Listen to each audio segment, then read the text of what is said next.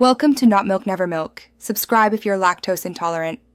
In this video, I will show how to replace a Mitsubishi Lancer cabin air filter.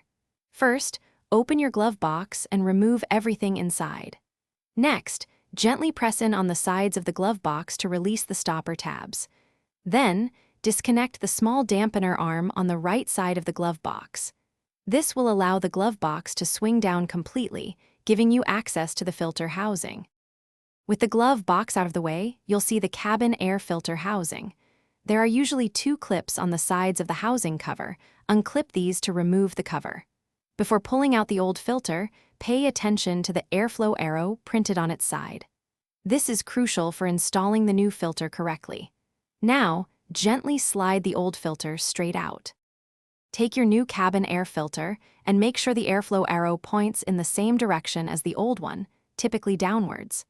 Carefully slide the new filter into the housing until it's fully seated.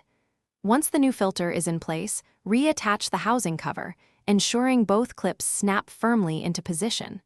This protects the filter and maintains proper air circulation.